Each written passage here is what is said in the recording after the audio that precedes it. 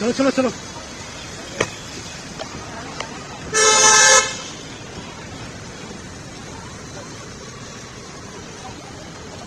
पीछे रहो, पीछे पीछे। हाँ कुछ नहीं पीछे। हाँ पीछे रहेंगे, पीछे पीछे है, पीछे है भाई। थोड़ा सा गैप देखना, माइक लगा बैठा। राहुल गांधी घर से निकल रहे थे राजस्थान की तरफ, लेकिन घर से निकलते ही कुछ कदम दूरी पे स्कूटी सवार व्यक्ति का हुआ एक्सीडेंट। राहुल गांधी गाड़ी से उतरे और एक्सीडेंट वाली जगह पर पहुंच गए। नेता हो तो वैसा। ये वीडियो सोशल मीडिया में जमकर वायरल हो रहा है। आप सीधी तस्वीरें देख सकते हैं, जहां राहुल गांधी जैसे ही निकल रहे थे वैसे ही एक व्यक्ति आता है और राहुल गांधी का काफिला निकलने की वजह से वो बैलेंस खो बैठता है और अपनी उसकी स्कूटी समेत वो गिर पड़ता है। हालांकि ज़्यादा गंभीर चोटें उसको नहीं आती हैं, लेकिन राहुल गांधी के गिरने के बाद राहुल गांधी जो है वो आते हैं और बाकायदा जो है वो तत्काल उस व्यक्ति को जो है वो दोनों को उठाते हैं और सही सलामत जो है वो उसकी हालचाल पूछते हैं। जब वो कहता है कि हाँ सब कुछ ठीक है, तब राहुल गांधी राजस्थान की तरफ बढ़ते हैं। अब ये वीडियो सोशल मीडिया में तेज़ी के साथ वायरल हो रहा है। हर कोई इस वीडियो को देख रहा है। लोग मोदी पर सवाल खड़े कर रहे हैं। लोगों का कहना है कि अगर प्रधानमंत्री मोदी जी होते तो आज इस तरीके की चीज़ें जो है वो बिल्कुल भी ना होती। प्रधानमंत्री मोदी का काफिला यूं गुजर गया होता और राहुल गांधी जो है वो कतई न रुकते। तो ये सीधे तस्वीरें देख सकते हैं जहां राहुल गांधी निकल रहे थे और कुछ ही कदम दूरी पर सवार व्यक्ति का एक्सीडेंट होता है। राहुल गांधी गाड़ी से उतरते हैं और एक्सीडेंट वाली जगह पहुंच जाते हैं। इंसानियत, देश में नेताओं में इंसानियत होना बहुत ज़रूरी है। अब देखिए ज़रा इस वीडियो को आप पूरी तरीके से।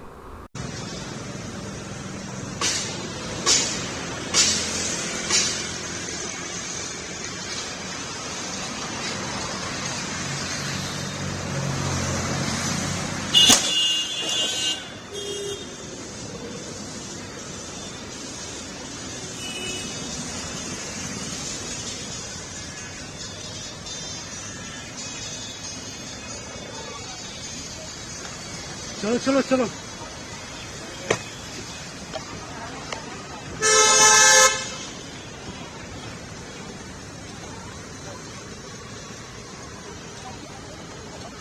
पीछे रहो, पीछे पीछे। हाँ कुछ नहीं पीछे। हाँ पीछे रहेंगे, पीछे पीछे है भाई। थोड़ा सा गैप देखना,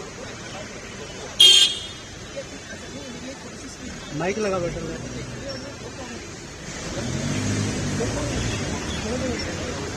हेलो राहुल जी, राहुल जी, राहुल जी, राहुल जी सर। हम आपको आदिवासी कहलाते हैं। ये पूरा का पूरा देश आपका है और हम चाहते हैं कि आप जो भी करें, जहां भी करें, आप सफलता प्राप्त करें। चाहे आपके बच्चे कॉलेज में जाना चाहें, यूनिवर्सिटी में जाना चाहें, हवाई जहाज उड़ाना चाहें, कंप्यूटर चलाना चाहें, बिजनेस करना चाहें, इंडस्ट्री को चलाना चाहें, हम चाहते हैं कि आपको मौका मिलना चाहिए। जो भी आप करना चाहते हैं, जो भी आप अपने बच्चों के लिए सपना देखना चाहते हैं, वो आपका सपना पूरा होना चाहिए। अब वो क्या कहते हैं? वो कहते हैं आप आदिवासी नहीं हो, आप हिंदुस्तान के पहले निवासी नहीं थे।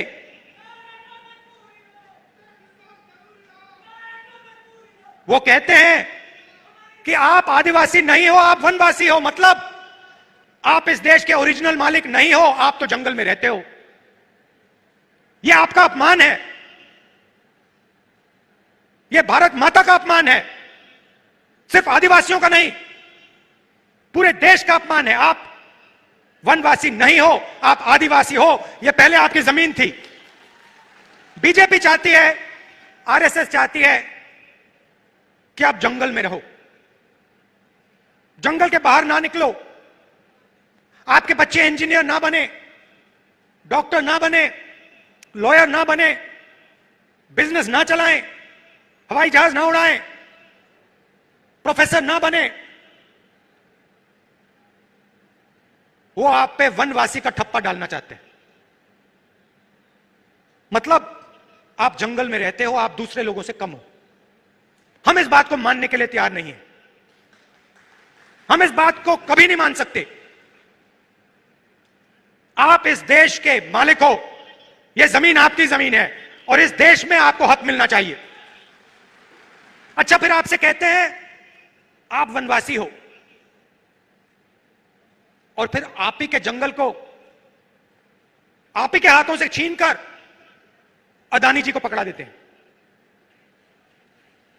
वनवासी आपको कहते हैं, मगर जब हमने आपको जंगल का, जमीन का, जल का हक दिया, पैसा कानून दिया, आदिवासी बिल दिया, तो बीजेपी ने, आरएसएस ने क्या किया?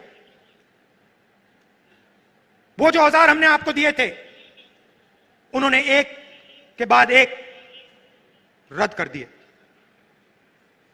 वो चाहते हैं कि आप जंगल में रहो और फिर आस्ते आस्ते आस्ते आस्ते जंगल को वो काटते जाते हैं। आस्ते आस्ते जो आपके हक हैं उनको वो छीनते जाते हैं। आपकी जमीन जो है उसको छीनते जाते हैं।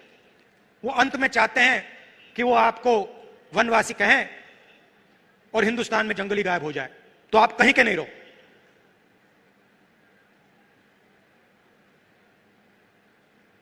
आप आदिवासी हो, आदिवासी थे और आदिवासी रहोगे, और इस बात को कोई बदल नहीं सकता। इतिहास को कोई बदल नहीं सकता।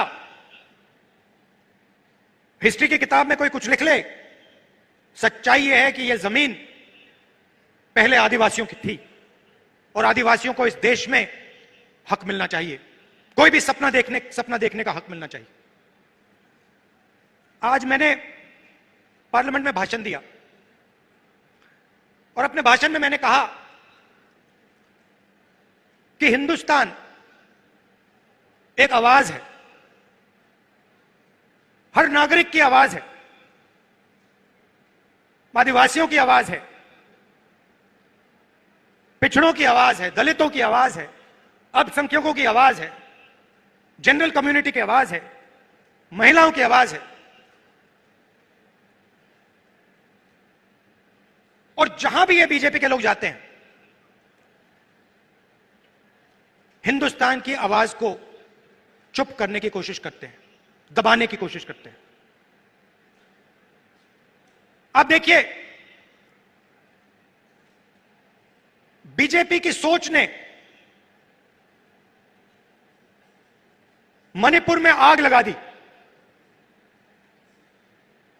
3-4 महीने से मणिपुर में आग जल रही है, लोग मारे जा रहे हैं, बच्चे मारे जा रहे हैं, महिलाओं का बलात्कार हो रहा है। मैंने पार्लियामेंट में बोला, मणिपुर में भारत माता की हत्या हुई है।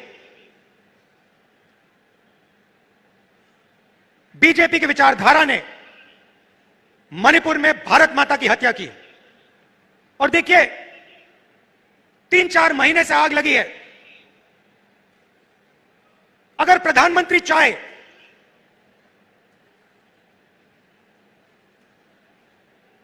दो 3 दिन में उस आग को बुझा सकते हैं। अगर प्रधानमंत्री ने हिंदुस्तान की सेना को कहा कि इस आग को 2 दिन में बुझा दो,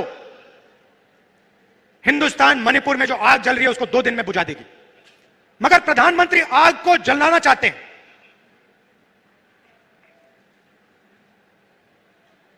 उन्होंने तो बांटा है मणिपुर को। और देखिए, 3 महीने हो गए, ऐसा लगता है कि मणिपुर हिंदुस्तान का भाग ही नहीं है, स्टेट ही नहीं है। प्रधानमंत्री ने एक शब्द नहीं बोला। मैं वहां गया, रिलीफ कैंप्स में गया, महिलाओं से बात की, बच्चों से बात की, गले लगा। विपक्ष के मेंबर ऑफ पार्लियामेंट गए, मगर प्रधानमंत्री नहीं गए। एक शब्द आज तक नहीं बोला। जहां भी ये जाते हैं, किसी ना किसी को लड़ा देते हैं। आदिवासियों को कहेंगे तुम्हारी जमीन नहीं है, नफरत फैलाएंगे, हिंसा फैलाएंगे, बाकी लोगों के बारे में गलत शब्द प्रयोग करेंगे, इससे देश को फायदा नहीं होता। राजस्थान में देखिए हमारी सरकार ने क्या क्या किया। CM Chiranjeevi health insurance scheme देश का सबसे बेहतर हेल्थ इंश्योरेंस स्कीम है। कालीबाई स्कूटी योजना, मुफ्त में महिलाओं को स्कूटर। मुख्यमंत्री कोचिंग योजना, फ्री एंट्रेंस एग्जाम में कोचिंग मुफ्त में। एससी एसटी डेवलपमेंट फंड को 500 करोड़ से 1000 करोड़ कर दिया। तो हम गरीबों की सरकार चलाते हैं, आदिवासियों की सरकार चलाते हैं। पेंशन स्कीम, पुरानी पेंशन स्कीम जो राजस्थान की सरकार ने दी, 90 लाख से ज्यादा लोगों को फायदा पहुंचा। गिग वर्कर्स वेलफेयर एक्ट, जो उबर ओला चलाते हैं, उनकी मदद के लिए। तो हम गरीबों की सरकार चलाते हैं और हम लोगों को जोड़ने का काम करते हैं। पूरे देश में वो नफरत फैला रहे हैं। इसलिए मैं कन्याकुमारी से कश्मीर चला, राजस्थान से भी मैं निकला था। भारत जोड़ो यात्रा हमने की, पूरे देश को जोड़ने का काम किया और एक नारा दिया था, नफरत के बाजार में हम मोहब्बत की दुकान खोलते हैं। और यही हमारा काम है। आदिवासियों भाइयों और बहनों, मैं आपको यह कहना चाहता हूं, मैं आपका सिपाही हूं, दिल्ली में रहता हूं, मगर जब भी आप चाहो मुझे आप राजस्थान बुला लो, अपने घरों में बुला लो, और जो भी आप चाहते हो आप मुझसे पूछो, हमारी सरकार से पूछो, और हम दिल से आपकी पूरी मदद करेंगे। हम चाहते हैं कि जो आपका हक है आपको मिले, जो आपके सपने हैं वो पूरे हों, आपके बच्चे यूनिवर्सिटी, कॉलेज और जिंदगी में तेजी से आगे बढ़ें। आपने जो इस देश के लिए कुर्बानी दी, जो आपने खून दिया, उसको हम कभी नहीं भूल सकते। बहुत बहुत धन्यवाद। जय हिंद। हमारे जिला कांग्रेस कमेटी के अध्यक्ष रमेश